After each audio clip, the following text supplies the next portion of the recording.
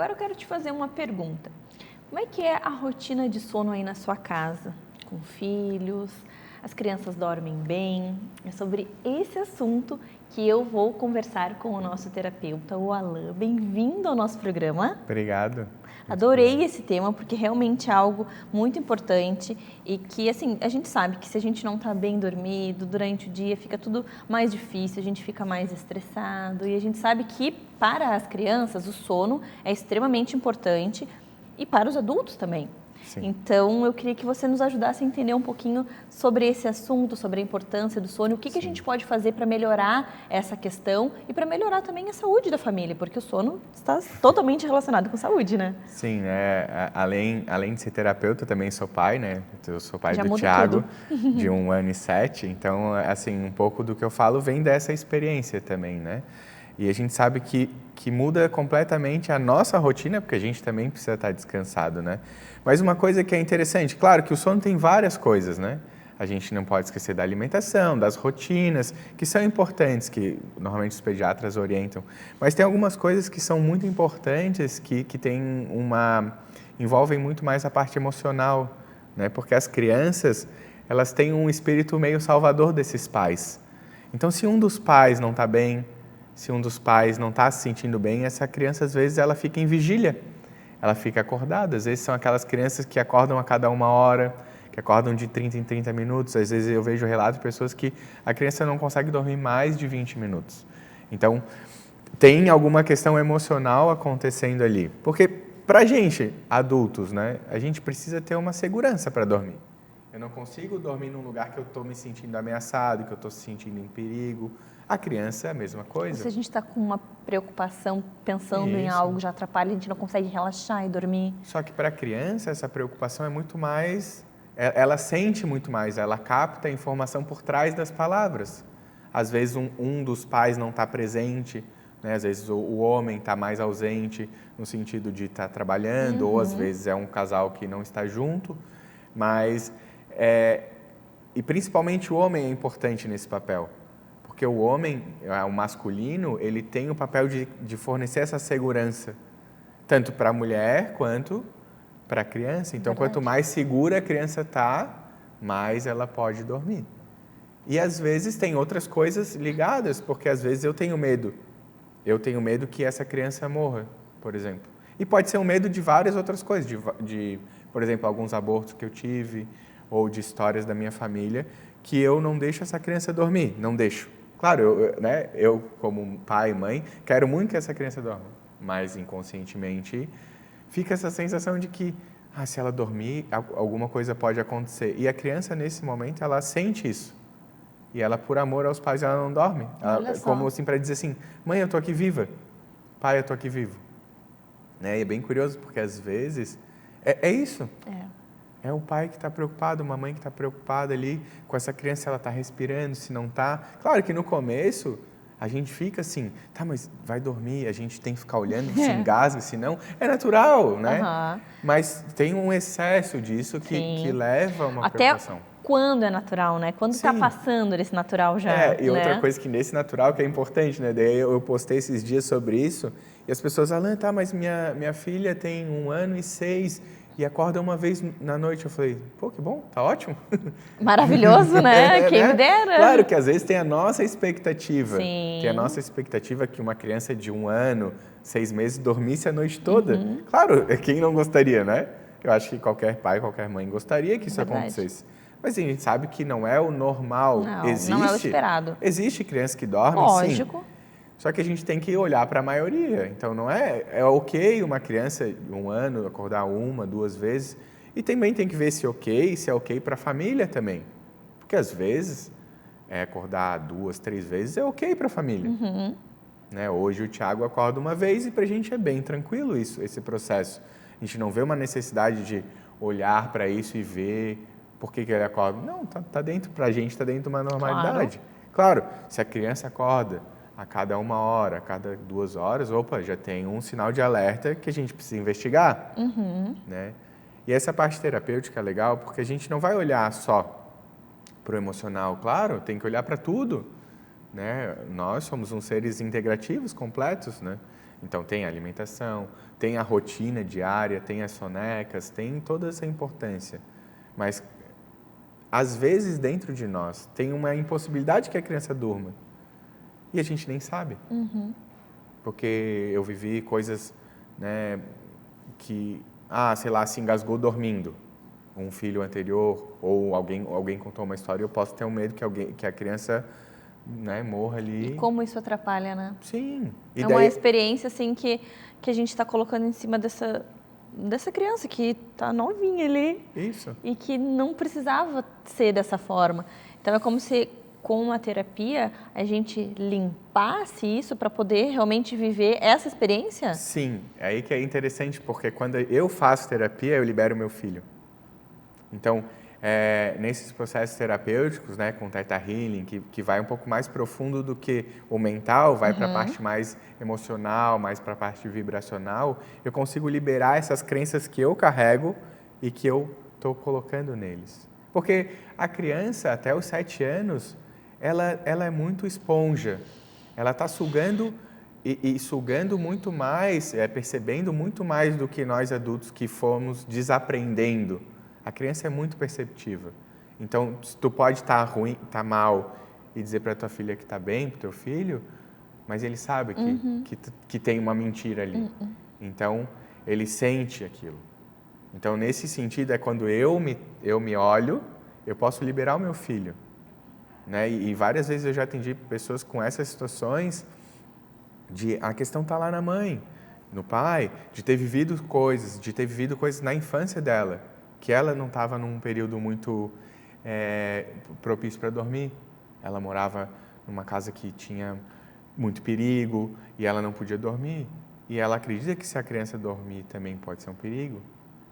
E aí eu passo para a criança, e não é consciente, porque não é assim, claro, se fosse consciente... Se a gente pudesse escolher, não quero passar, seria muito e eu mais quero fácil. que ela durma, ou ele durma tranquilamente, não quero passar nada dos meus medos, das minhas angústias. Não, a gente não tem essa escolha, é inconscientemente, né? Por isso que temos que tratar com a terapia. E aí eu queria entender, assim, o que a gente faz numa terapia, para quem nunca fez, como que a gente aborda, assim, às vezes as pessoas têm medo de mexer em algo, mas eu acho que é justamente mexendo que a gente encontra a solução para tudo, né? O Theta Healing, principalmente, né, ele vem com uma meditação inicial para a gente aprofundar, entrar nesse estado Theta, que é o que amplia a consciência, para a gente acessar esse inconsciente. E a partir daí a gente vai olhando. Né? A gente vai olhando para essas coisas. E não é uma coisa que a gente vai fazer com frequência, porque é um pontual, a gente vai olhar para aquilo. Claro, né? Psicólogos, terapeutas também, para fazer um acompanhamento diário, principalmente, né? Tu viveu mais intensamente do que eu, porque tu foi mãe. A mãe vive uma explosão hormonal, vive todo esse questionamento, toda essa questão de, né, saber lidar, aprender a ser mãe, né? O pai também vive, mas de uma maneira muito mais sutil, porque não tem essa questão fisiológica, né, hormonal. Ele continua o corpo dele funciona na mesma forma, ele só tem que aprender, né, a trocar uma fralda, fazer, né, um filho comer, dormir, né? É mais simples, né, talvez. Mas quando a gente pode olhar para isso, né, sem medo, porque não é, a gente vai olhar para as dores. Dói, às vezes dói, mas libera. Então, isso que é importante. É pensar nisso, né? Porque senão a gente não mexe naquela feridinha, mas sempre que bate, ela dá uma dorzinha. Ela não dá aquela dor intensa, mas ela nunca é curada. Sim. Então, quando você cura aquela dor intensa, nunca mais ela vai te doer. Sim, ela cicatriza e tu pode liberar... eu penso mais nesse sentido, né? De liberar o teu filho. Porque quando a gente assume esse papel do cuidador, do pai e da mãe, eu acho que tem muito... pesa mais, né? Quando a gente fala assim, não, às vezes não é por mim, mas, pelo meu filho eu faço. É exatamente isso. É assim, é para liberar ele, para ele poder descansar, para ele poder dormir. E por amor a eles, a gente faz o que for necessário, né? Sim, faz o que for preciso, né? Eu adorei o nosso bate-papo. Eu já pensei em coisas aqui que eu preciso também para liberar a minha filha. Sim. E eu espero que você tenha gostado também. E se tem algo aí te incomodando, não só nessa parte onde envolve o sono das crianças, mas se você nos assistiu e te tocou em algum ponto, acho que está na hora de você também olhar para esse pontinho e liberar seu grande amor. E manda mensagem que a gente conversa e eu te encaminho direto para o nosso terapeuta. Muito obrigada por dividir conosco tanto conhecimento e até o próximo encontro. Que bom, muito obrigado. Criança com 2 anos de idade que não fala nada, o que fazer? Eu trouxe a nossa fonoaudióloga Ingrid Vieira, especialista em linguagem, para nos ajudar a entender um pouquinho mais sobre esse assunto. Bem-vinda novamente. Que bom estar aqui e poder orientar mães, pais, professores e profissionais de saúde que atendem as crianças em desenvolvimento. Quando a criança tem 2 anos e não fala, primeiro precisamos tirar aquela imagem de que pode ser preguiça. Se a criança apresenta esse atraso no desenvolvimento da linguagem, algo está acontecendo, é um sinal. A criança deve falar as primeiras palavras entre 10 e 12 meses. Com 1 ano e 2 meses, a criança vai falar as onomatopeias, os sons dos animais, vai chamar a mamãe, vai pedir mais, vai apontar o dá, que são os pré-requisitos da fala. E se a criança tem 1 ano e 8 meses, 2 anos e não fala, e eu já sei que não é preguiça, o primeiro passo a fazer é procurar uma avaliação auditiva. Mesmo que você saiba que não é surdez, porque bate palma, a criança olha, bateu a porta, a criança localiza a fonte sonora. É necessário mesmo assim fazer a avaliação auditiva, porque os sons da fala, eles estão em frequências diferentes de uma batida de porta ou do latido de um cachorro. Após essa avaliação auditiva, a família deve sim procurar a avaliação de um fonoaudiólogo especialista em linguagem. A criança, independente do diagnóstico, precisa ser avaliada, família orientada e iniciarmos as intervenções para a criança falar. E quando a gente fala em avaliação, o que acontece nessa avaliação? Como que ela é feita? Então, a gente sabe que, primeiramente, vai fazer um exame para ver se está tudo ok com a audição. Tendo o resultado de tudo ok, o que vem pela frente?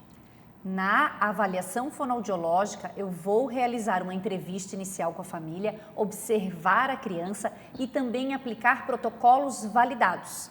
Eu avalio a linguagem e a fala, quais são as produções que essa criança faz, os sons que ela produz, que palavras, existem omissões de fonemas, ela não fala os fonemas, ou existem substituições, o que ela fala trocado. Existe uma ausência de oralidade, não fala nada, não chora, não se coloca enquanto sujeito, então os protocolos são analisados, dependendo de como a criança está, eu aplico esse protocolo. Tem um PROC, que é um protocolo de observação comportamental, tem os protocolos para transtornos motores de fala, para verificar como que é o planejamento motor desses sons que são pré-requisitos para a fala, sons que vêm antes da fala. Geralmente a criança fica em avaliação até 4 encontros durante 1 mês e inicia aí a intervenção fonoaudiológica. Sempre avaliação realizada, dados analisados, dados da entrevista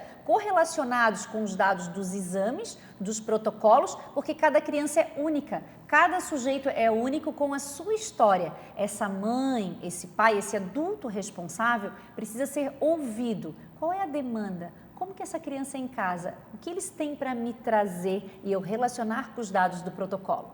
Não é só um número, o número está ali, a média do que eu espero para cada idade. E eu vou observar essa criança. O que ela trouxe de resposta ao comando verbal, aos movimentos orais. E após a avaliação e a devolutiva para a família, para orientar os pais, porque muito pode ser feito na rotina, em casa, essa criança entra em intervenção nas terapias fonoaudiológicas semanais, para sair dessa posição de 2 anos não fala, para que a criança fale, para que a criança desenvolva suas habilidades linguísticas e também de fala, motoras, para a criança ter o seu lugar aí no espaço, ser respeitada na escola, no parque, na sociedade. Quando você fala em rotina de casa, onde a gente pode fazer e estimular as crianças dentro de casa, pensando que a criança passa muito mais tempo em casa do que na própria terapia ou no acompanhamento que ela vai estar fazendo, então acredito que seja fundamental em casa fazer esse aporte, né? Esse incentivo para o desenvolvimento da linguagem. Onde encontramos dicas, onde você passa, você indica na própria terapia, como é que funciona essa parte para os pais fazerem em casa? É fundamental que a família receba orientações fonoaudiológicas específicas para aquele caso. O que foi avaliado, se são aspectos de linguagem compreensiva, linguagem expressiva, o que ela sai da boca, o que ela entende, ou se é planejamento motor de fala, na produção dos sons da fala, a família vai ser orientada sobre aquele caso específico. E para quem nos assiste, eu tenho disponível no meu site um e-book como estimular a linguagem e a fala do seu filho em casa. Entra no meu site, nós vamos deixar o site aqui embaixo no rodapé, é www.fonoingrid.com.br e no site tem disponível o e-book com orientações e a tabela do desenvolvimento da linguagem, onde as mães vão verificar em que fase o seu filho está e o que nós podemos fazer para melhorar, que é na rotina, na hora do banho, na hora da alimentação, quando eu descasco a banana e eu falo banana, banana é bom, e a criança falou ba, o que essa mamãe precisa fazer de novo? Falar que não é ba? Não, a mamãe vai dar referência, vai dar modelo de fala. Então no e-book tem orientações para melhorar essa qualidade do olhar, da atenção direcionada, do desenvolvimento da linguagem, do modelo de fala e, se a família precisar de maiores orientações, procurar, sim, um fonoaudiólogo especialista. Quando a gente faz tudo isso, a gente está com ferramentas em casa, estamos auxiliando as crianças, a família inteira entendeu o que é necessário, a criança já está sendo acompanhada. Lógico que a gente sabe que não podemos estipular tempos, porque cada criança é única. Mas, numa média, em quanto tempo a gente já nota um resultado? Nas terapias fonoaudiológicas da criança que recebeu a avaliação, a família foi orientada, inicia-se o processo de estimulação de linguagem. Então, uma criança que não fala vai apresentar ali as onomatopeias, os sons dos animais. Então, eu sempre explico para as famílias que me acompanham como uma escada do desenvolvimento de linguagem. Então, hoje o bebê falou au, au, com um aninho, au, au, ou miau, ou a articulação imitando a linguagem não verbal do leão.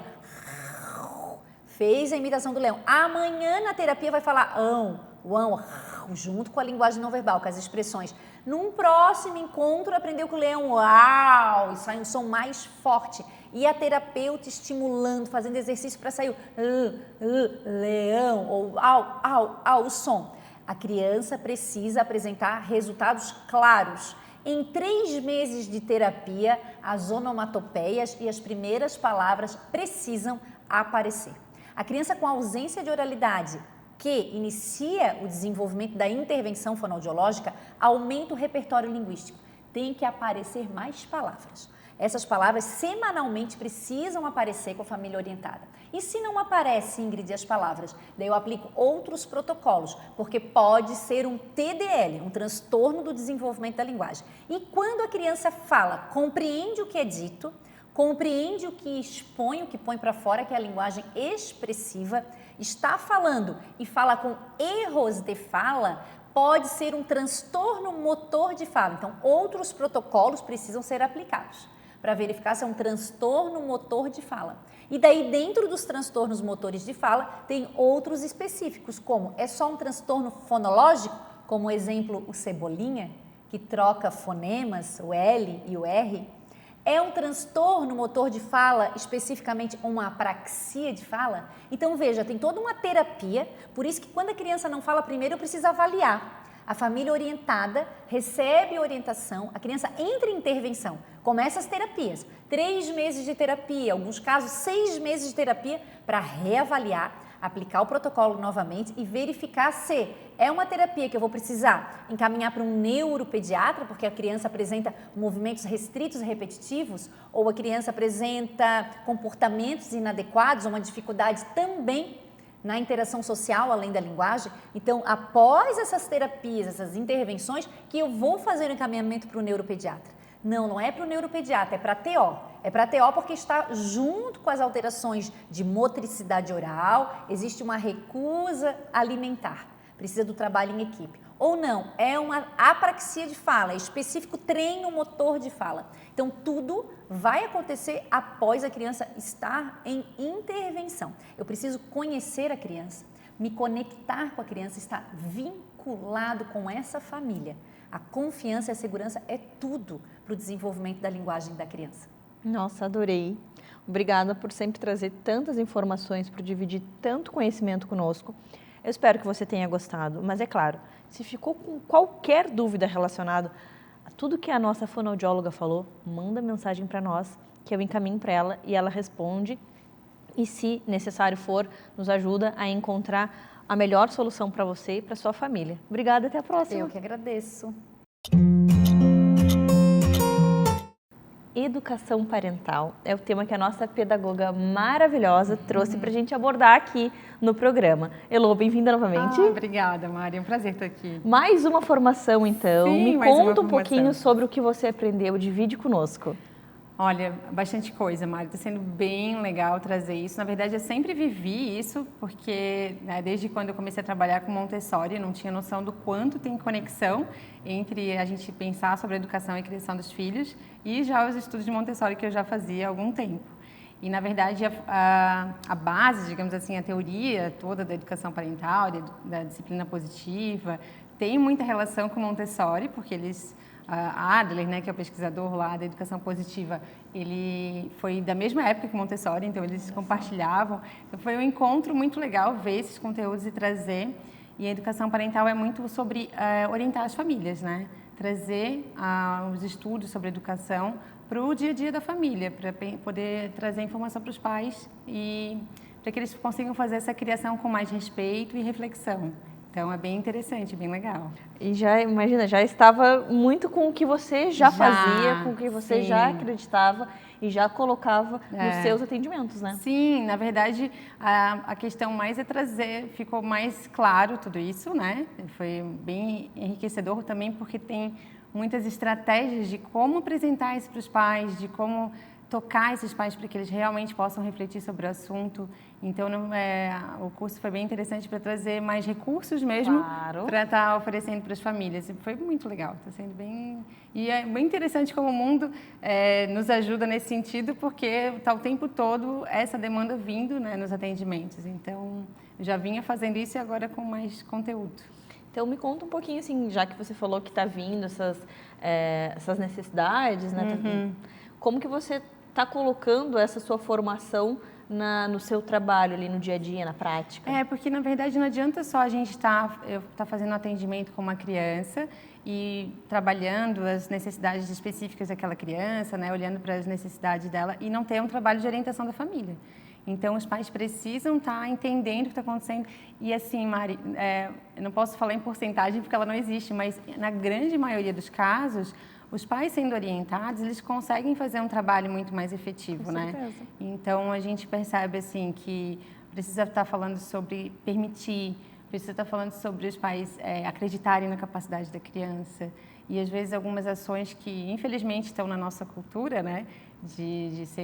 Dos pais terem uma atitude mais punitiva, de castigar, ou com uma fala, enfim, mais agressiva, ao invés de estar contribuindo, na verdade, eles estão puxando contra e a criança não consegue desenvolver com plenitude, né? Então, esse trabalho de orientação, na verdade, ele é fundamental, junto com o trabalho com a criança, olhando para as necessidades dela, né? Porque às vezes os pais acham que a criança está muito agitada ou que ela está ociosa em casa e procura algum acompanhamento, alguma terapia. Por conta de um comportamento que não está adequado, mas adequado para quem? Quem? Né? Exatamente. Foi o que o pai desse pai falou para ele quando ele era pequeno, que ele era muito agitado e aí ele apanhava por isso. Sim. Então, assim, do que adianta a gente colocar a criança na terapia, encher a agenda da criança, sendo que em casa aquele pai ele está replicando o que o, Sim. né? Então, assim, eu acredito muito nisso de não tratar apenas a criança isolada. Eu acho que a família inteira ela tem que estar em conjunto buscando informação. Isso, que naturalmente isso a gente percebe que vai acontecendo, porque à medida que os pais vão percebendo que alguns comportamentos estão relacionados a eles, né? Como eles tratam, lidam com aquela situação, aí eles vão parando para pensar assim, opa, tá, peraí, realmente, eu estou replicando uma coisa e eu nunca refleti sobre isso. E aí, às vezes, um áudio que vai pós-atendimento faz com que vire uma chave, às vezes, né? Porque daí vem às vezes, eu tenho esse hábito de, depois dos atendimentos, mandar áudios falando um pouquinho sobre aquilo que eu observo e o que eu oriento.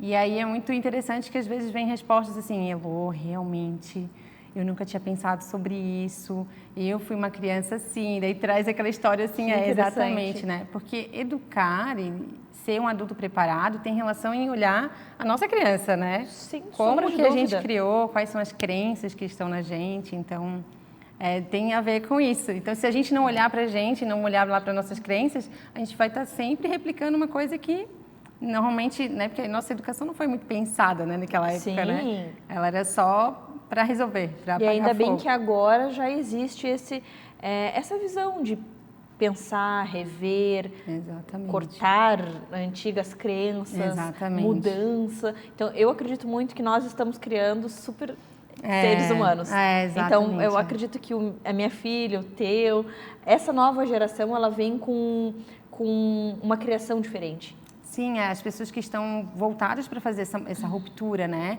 Então, é claro que tem muita gente que ainda não acordou para isso, não percebeu, e aí é uma oportunidade, né? Então, a ideia é sempre multiplicar isso, para que esse conhecimento esteja mais à disposição, para que as pessoas realmente possam olhar para isso com bons olhos, porque ainda existe muito esse até preconceito de que se eu não for punitivo, agressivo, eu vou ser permissivo, e aí aquele permissivo tem a ver com ser mole, e que a criança não vai ter limite, e não tem a ver com isso, né? Na verdade, a educação positiva mesmo é olhar para a criança e trazer o limite com firmeza, mas também com gentileza, sendo gentil, né? Respeitando.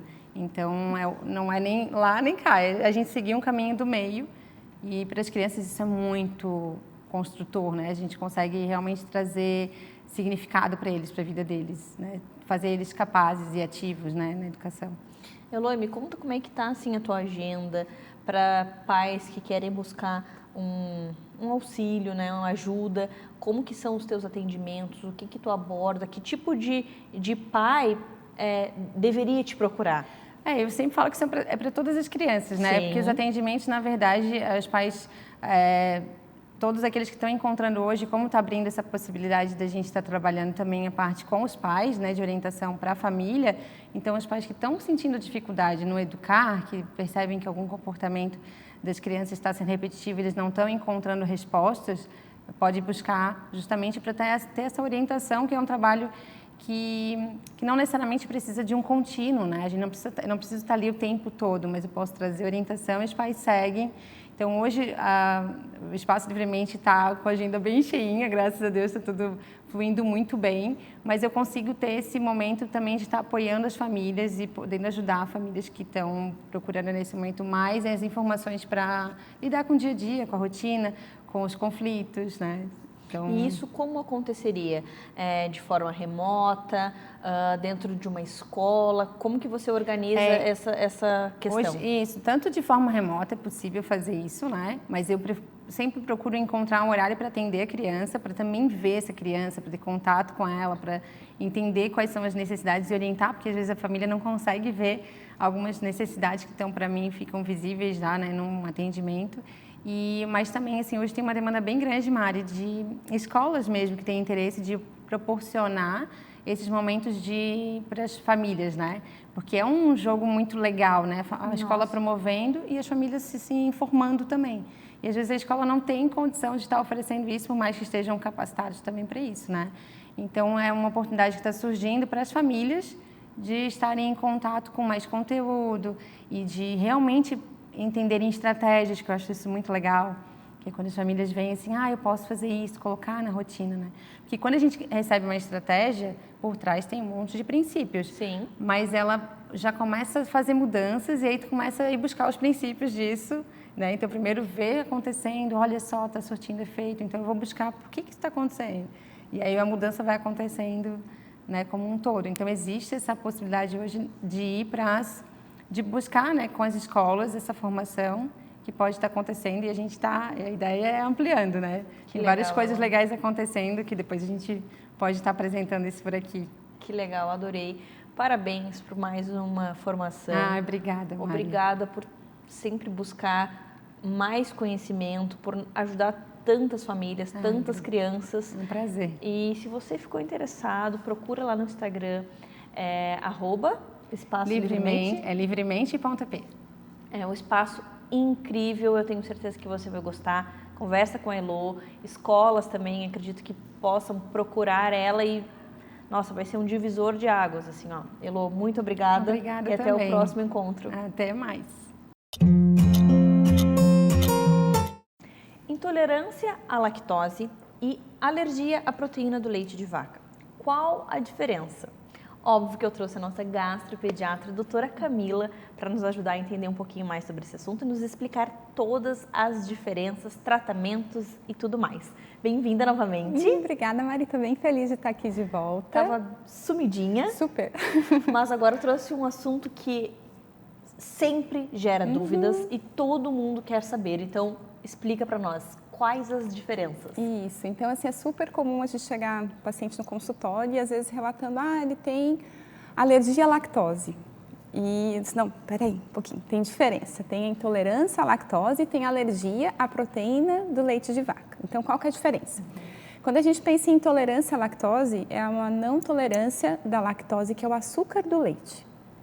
Então, eu vou pensar em intolerância à lactose naquela criança um pouco mais velha, em geral acima de 3 anos. Por quê? Qual é o leite que mais tem lactose? Leite materno. Então, as crianças não nascem programadas para serem intolerantes à lactose. A não ser quando eu tenho uma situação muito rara, que é uma falta da enzima já congênita, a maioria dos bebês nascem tolerantes à lactose, porque o leite materno é rico nesse açúcar. Mas a gente não nasceu programado para tolerar a proteína do leite de outro animal. Então, o leite de vaca foi feito para o bezerro. Por uma questão cultural, a gente toma leite de vaca e a gente continua tomando leite de vaca até a vida adulta, até idoso, e não se questiona isso, né? Então, o que acontece? Quando eu tenho uma alergia a uma proteína, e essa alergia é uma proteína de outro animal, que é o leite de vaca. Então, por isso que é diferente, não existe... É bem diferente. É bem diferente. Então, a gente vai pensar em alergia à proteína do leite de vaca no bebê pequenininho, que pode ter uma intolerância à lactose ou não, porque às vezes esse intestino ficou muito inflamado por causa da alergia e porque ficou muito inflamado, falta a enzima que degrada a lactose. Então, às vezes eu tenho uma bagunça mesmo, às vezes eu posso ter as duas coisas ao mesmo tempo, um paciente alérgico e intolerante. Numa situação quando eu tenho uma alergia que faz essa inflamação intestinal e eu perco a enzima, a lactase. Então, por que isso é importante? Porque aquele bebê que está em dieta para alergia, a mãe não pode consumir, por exemplo, quando está ainda em aleitamento materno e a mãe que está fazendo a dieta, alimentos sem lactose. Porque, por exemplo, um leite sem lactose, ele é a proteína do leite de vaca com uma enzima que degradou esse açúcar. É um pouco confuso e é importante reforçar, porque é muito comum, assim, a gente quer comer fora e não consegue. E às vezes a informação que a gente busca, a gente não encontra. Tem leite? Não tem lactose. E agora? Não tem lactose, mas o que ele quer dizer com isso? Por isso que quando a gente está em dieta, sem a proteína do leite de vaca, a gente precisa ler rótulo, checar tudo direitinho, porque é muito diferente e faz muita diferença na vida da criança, né? Então, o paciente com intolerância à lactose, né? Então, vou pensar numa criança um pouco mais velha com intolerância à lactose, ela vai poder consumir alimentos. Então, assim, vou poder ir numa festa, vai ter um bolo foi feito com leite condensado sem lactose.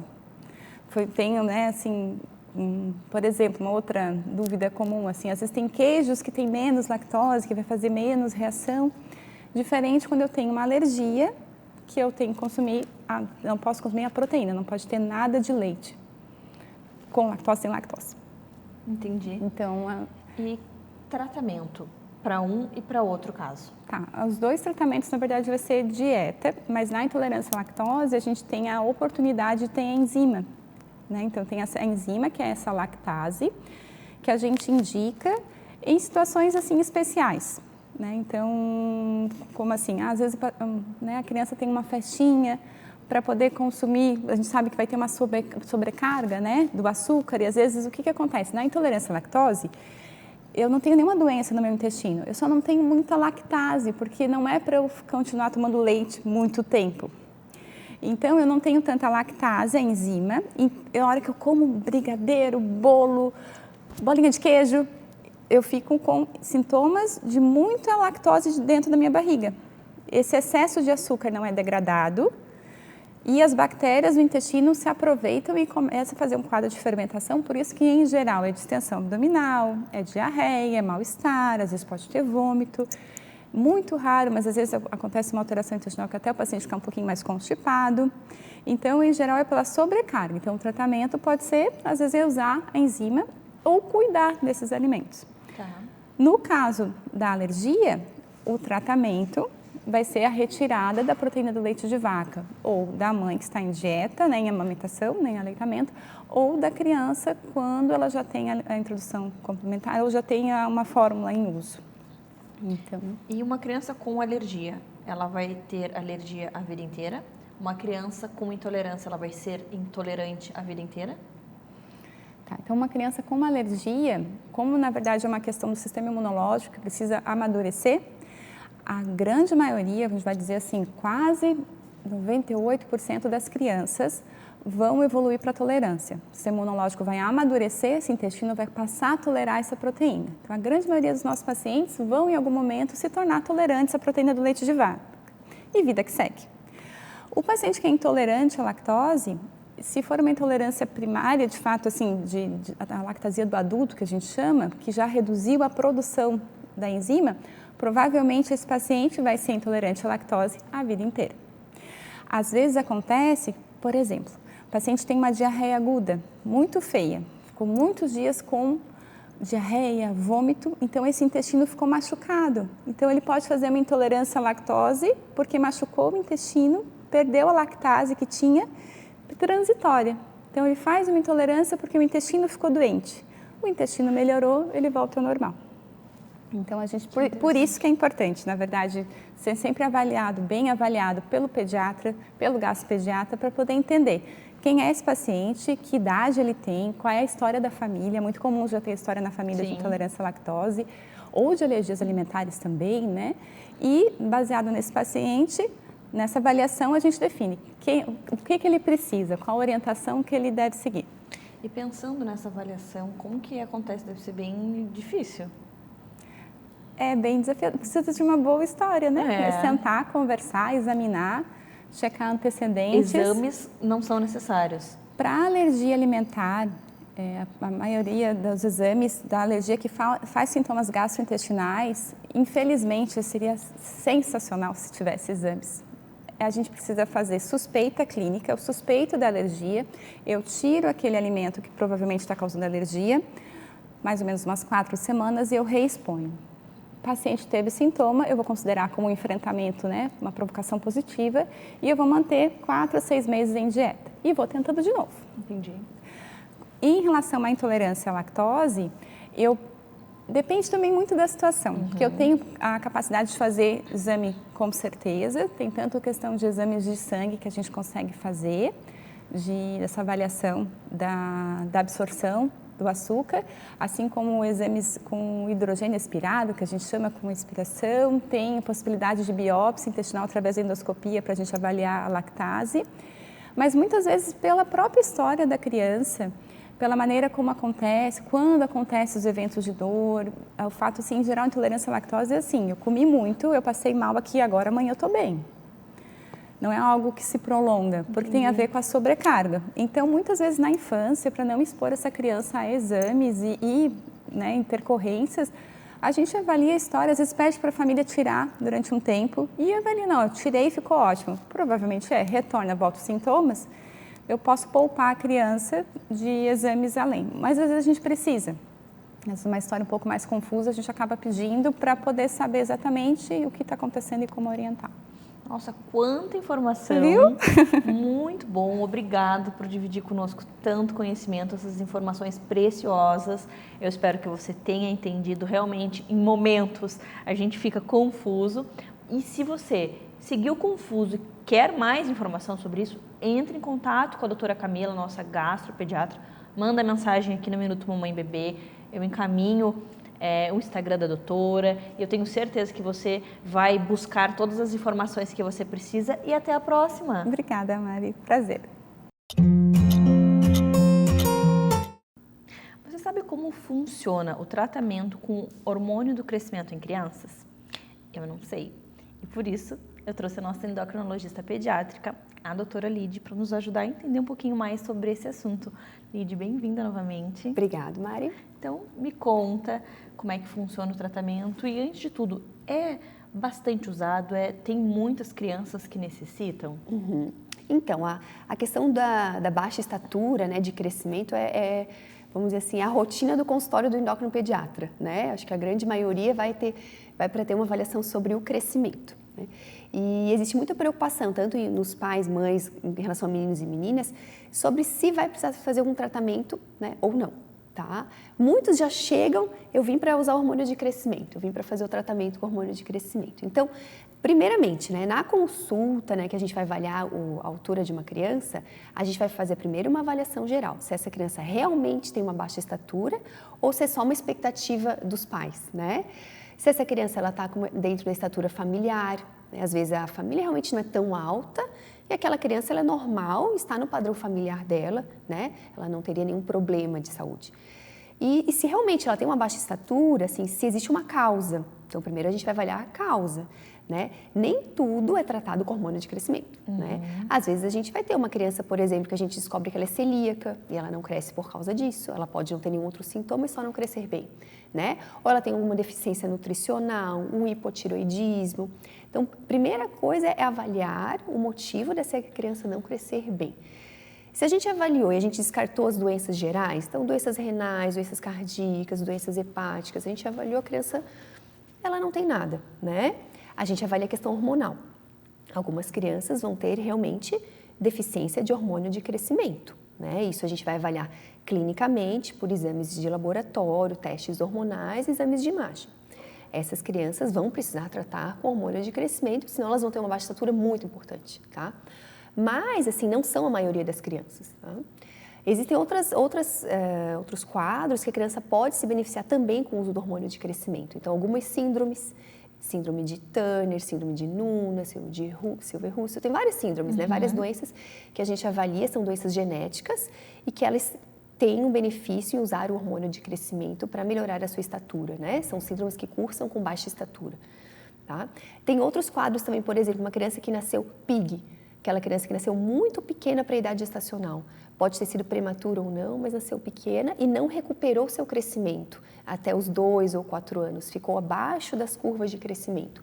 Essa criança também tem indicação de utilizar o hormônio de crescimento na tentativa de recuperar a sua altura, né? Existem outros quadros, por exemplo, crianças com uma insuficiência renal crônica, pré-transplante, aqueles quadros mais graves, elas crescem pouco e elas também podem se beneficiar com o tratamento com o GH, né? O GH seria o hormônio de crescimento.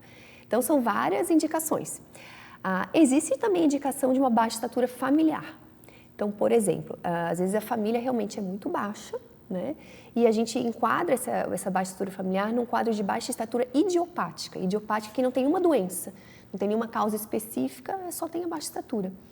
Existe também indicação de tratamento com hormônio de crescimento. Claro, pessoal, não são para todos os casos. Se o menino vai ter 1,70 m em idade adulta, isso não é uma baixa estatura tão importante que vá precisar do tratamento com hormônio de crescimento. Mas se ele vai ter menos de 1,60 m, ele pode se beneficiar. Então, essa avaliação ela vai ser feita com o endocrinologista pediátrico e com a família também, claro, né? E aí, se a gente vai optar por fazer o tratamento, como é esse tratamento? Essa é a parte que eu estou aqui ansiosa. Muita gente chega e acha que às vezes é um remedinho, é simples, eu não quero usar hormônio, né? Na verdade, assim, o hormônio de crescimento, ele é um medicamento injetável, então até o momento disponível a gente não tem via oral, né? Então é uma injeçãozinha subcutânea semelhante à insulina, tá? Ela é feita, já vou mostrar, ela é feita na gordurinha, então tecido subcutâneo, a gente faz normalmente aqui no braço, a gente pode fazer na coxinha, no bumbum, aqui abaixo do umbigo, né? Então são alguns locais de aplicação do hormônio e ela tem que ser feita diariamente, tá? É um tratamento que é feito todo dia à noite, antes da criança dormir, né? A gente estipula mais ou menos um horário, mas todo dia à noite. Então, não é uma vez por mês, uma vez por semana, é uma medicação feita diariamente. Quando que inicia? Quando a gente tem um diagnóstico de alguma doença, então se eu tenho um diagnóstico de deficiência de hormônio de crescimento, de alguma síndrome, eu vou começar no momento do diagnóstico, né? Ou nos casos de baixa estatura idiopática familiar, às vezes eu posso aguardar mais um pouco, mas normalmente a partir dos 4 anos a gente já tem indicação de usar o hormônio de crescimento. E a duração do tratamento, ela é prolongada. Então, assim, às vezes as pessoas acham, eu vou usar um mês, um ano e pronto. Não, eu vou usar o hormônio, o tratamento é feito até o final do crescimento. Então, vamos dizer, se eu comecei a usar com 6 anos de idade, eu vou usar até eu terminar de crescer. Se a menina menstruou com 12 anos, ela cresce mais uns 2 anos, então ela vai usar até os 14 anos de idade, até os 13 anos de idade. Todos os dias dando uma picadinha. Meninos usam mais tempo, os meninos crescem até mais tarde, às vezes 15, 16 anos, a gente ainda está fazendo o tratamento, né? Então, é um tratamento prolongado, é uma injeçãozinha feita todo dia à noite. Eu vou mostrar como ela é. Ela é bem pequenininha, tá, gente? Não dói quase nada. Olha o tamanho da injeção, da agulhinha, é bem pequena, tá? Mas a gente tem que ter o comprometimento de fazer o tratamento corretamente, né? Se a gente não fizer corretamente, a gente não vai ter a resposta que a gente precisa, certo? E assim, ó, como funciona? Existem vários dispositivos. Esse aqui são as canetas. Existem vários tipos de canetas, depende da marca, do laboratório, mas todos são do mesmo tipo. O médico vai calcular a dose do hormônio, a dose depende da indicação. Então, cada condição tem uma dose específica que o médico vai calcular conforme o peso da criança. E aí a gente tem aqui o local que a gente vai colocar a dose, que o médico vai dizer, né? A gente coloca a dose, né? E aí a gente vai injetar, tá? Então, aqui a agulha é bem pequenininha, a gente aperta, olha ali, ó. Né? Isso já vai dentro da gordurinha da criança. Mas é bem simples, tá? É muito fácil e os pais acabam fazendo em casa, tá? A gente ensina, né? É fácil de fazer. Existe um programa do SUS também para utilizar o hormônio de crescimento, mas ele só contempla, em Santa Catarina, 2 casos, tá? Que é aquela criança que tem realmente a deficiência do hormônio de crescimento ou a criança que tem a síndrome de Turner. Nesse caso, no SUS, a gente utiliza as seringuinhas, tá? São assim. A gente vem ampolinhas, que a gente tira daí a dose e aplica a seringuinha. É um pouquinho maior, não é tão gostosinho de fazer, mas funciona também igual, tá? E a aplicação também é fácil, são os mesmos locais de aplicação, né? Tudo igual, tá? Muitos pais perguntam também assim, e o custo, né? Porque o custo, muitas vezes, é uma barreira no tratamento. Como eu disse, o SUS fornece a medicação somente para esses casos. Todos os outros casos que eu comentei têm indicação de usar hormônio, mas ainda não conseguem via Sistema Único de Saúde. Então, eu acabo tendo que fazer particular, né? Às vezes, o pessoal tenta judicial, mas é um custo alto, tá? A dose é calculada por miligrama do remédio, mas normalmente a gente vai estar falando aqui em torno de R$2.000 por mês, mais ou menos, né? Então, tem um custo elevado também. Então, o tratamento com hormônio de crescimento, ele tem boas indicações, ele tem uma boa resposta para os casos selecionados, né? Mas ele não é tão simples assim, não é um remedinho que se toma uma vez no mês. É uma injeçãozinha feita todo dia, por um período prolongado, tem o seu custo. Efeitos colaterais, eles são bem comuns, não são comuns, tá? A gente não observa muito, às vezes uma dor de cabeça, uma dor nos ossos. Existem contraindicações, né? Mas, no geral, é um tratamento bem tolerado, tá? Mas nós temos esses inconvenientes também do tratamento, tá? Lid, e se a pessoa não fizer lá no começo, assim, 4 anos, 10 anos, 11 anos, começar o tratamento? Pode ser feito, pode ser feito. A gente sabe que a resposta ao tratamento ela é melhor quanto mais precoce ela for iniciada. Mas não que não tenha resposta se a gente começar um pouco mais tarde, né? A única coisa, por exemplo, claro, se a menina já está menstruando, já está quase ficando mocinha, já não vai mais ter uma resposta. Pouco tempo, né? A gente vai ter que ter pelo menos uns 2, 3 anos de tratamento para ter alguma diferença, assim, tá? Entendi. Obrigada por nos mostrar um pouco do teu trabalho e trazer tantas informações. Eu espero que você tenha gostado e até a próxima, Lid. Até a próxima, gente. Você já ouviu falar em derrame papilar? Eu trouxe a nossa mastologista para nos ajudar a entender um pouquinho sobre esse assunto bem-vinda novamente. Olá, obrigada. Adorei esse tema, é um tema novo para mim, eu não tenho nenhum conhecimento sobre, então eu quero entender um pouquinho sobre esse assunto. O que que é? É um sintoma? É uma doença? Conta tudo para nós. Então, derrame papilar, na verdade, é só um nome bonito e científico para qualquer saída de secreção do mamilo. Então, pode ser desde o leite, que é o que a gente chama de galactorreia, desde secreções de diferentes cores, né, texturas. E aí eu vou falar um pouquinho quando que a gente tem que se preocupar quando sai secreção do mamilo, que é derrame papilar. Entendi, então qualquer secreção que sai ali do mamilo é considerado, é chamado como derrame papilar. Então tem uns casos que ok e tem outros casos que a gente tem que se preocupar, é isso? Exatamente. Então, conta para nós o que é preocupante nesse universo aí de secreção mamária. Então, primeiro vamos começar pela secreção tipo leite, né? Bem branquinha. Se a mulher está amamentando ou parou de amamentar há menos de 6 meses, é natural sair mesmo que espontaneamente um pouquinho. Isso é muito importante. Sempre a gente valoriza a secreção que sai espontaneamente, né? Tirou o sutiã, viu que o sutiã está sujo, né? Ou foi tomar banho e viu que saiu a secreção. Sempre que sai secreção, a expressão, ao apertar a mama, a gente não valoriza muito.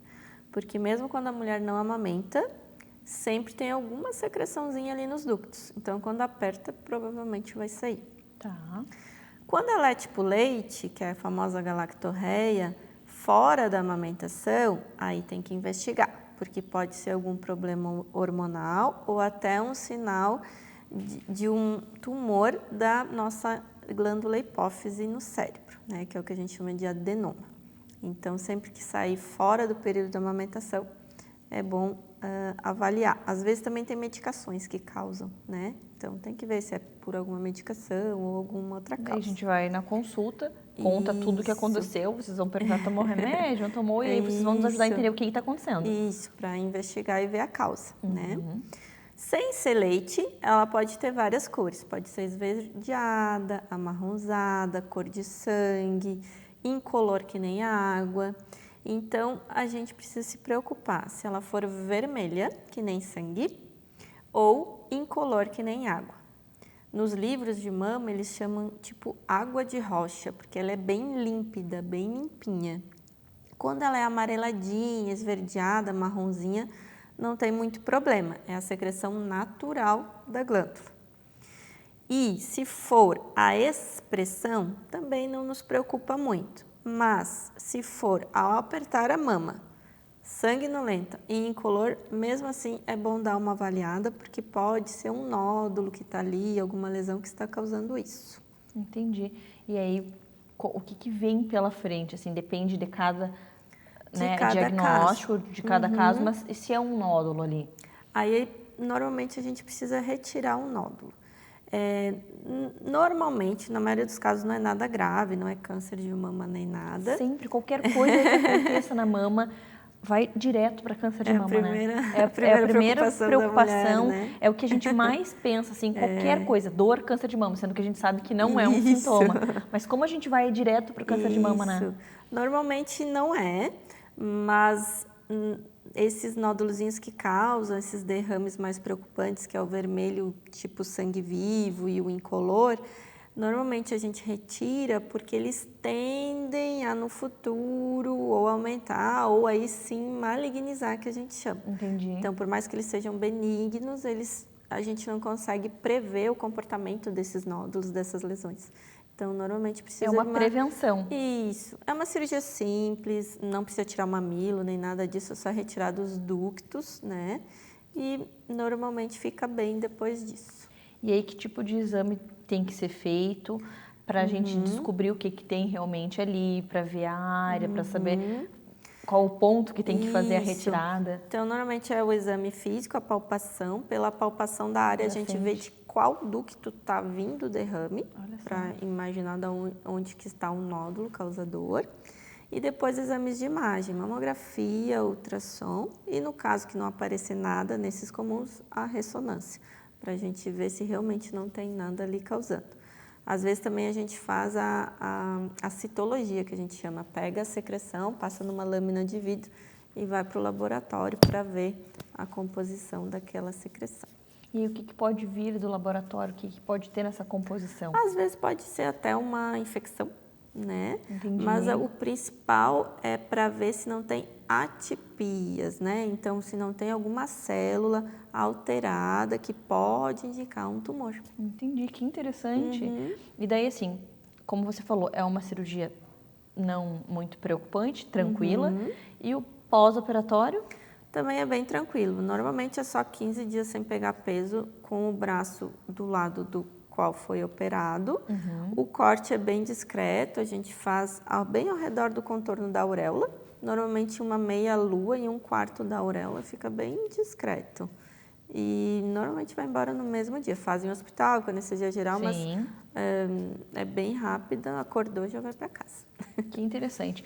E é comum um lado só? Ou a pessoa que tem num lado provavelmente vai ter no outro lado também? Normalmente é só de um lado. É unilateral, é difícil e raro ter dos dois lados. O mais comum de ter dos dois lados é quando é o do leite, a galactorreia, né? Então, se a pessoa tem o adenoma de hipófise ou toma alguma medicação, principalmente as psiquiátricas, tipo a risperidona, aí elas causam bilateralmente, porque é uma questão mais sistêmica, né? Não é do nódulo. Então, pode acontecer dos dois lados também. Quando a gente pensa nessa secreção relacionada ao leite, por quanto tempo se espera, por quanto tempo é normal? Ou se em algum momento não é normal? Ou pode ficar por muito tempo, ou não é normal por X tempo? Após a amamentação? Isso. Normalmente até 6 meses a gente considera normal.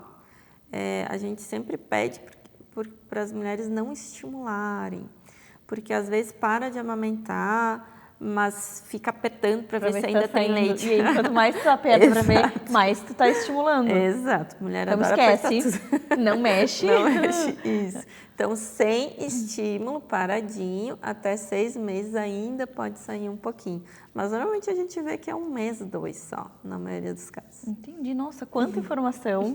Agora eu sempre digo que nós temos que nos conhecer, temos que buscar informações para a gente saber o que acontece no nosso corpo. Isso. E qualquer dúvida, qualquer coisa que esteja acontecendo que a gente acha que não é normal, a gente tem que buscar um profissional para ver, para ele analisar. Exato. Então, por mais que a gente tenha informações, que a gente saiba que depois de 6 meses ainda pode sair. Acho que quando tem alguma dúvida, a gente busca um profissional, porque às vezes é um sinalzinho de que algo não está ok. Ou vai lá, busca o teu diagnóstico de ok, muito melhor, a gente dorme mais tranquilo, né? Isso aí. Obrigada por nos Obrigada ajudar a também. entender um pouquinho sobre as secreções mamárias. E eu espero que você tenha gostado. Se você viu algo de diferente na sua mama, vai buscar um profissional. E se você mora aqui em Floripa, na grande região, na grande Florianópolis, busque a Karen. Manda mensagem para nós no Instagram do Minuto Mamãe e Bebê. Ou vá no Instagram dela mesmo. Qual é o teu Instagram? Karen Posser, mastologista. Então, lá você vai encontrar todas as informações que você precisa, vai poder conversar com ela, tirar suas dúvidas e, claro, agendar a sua consulta. Obrigada, até a Obrigada próxima! também. Até.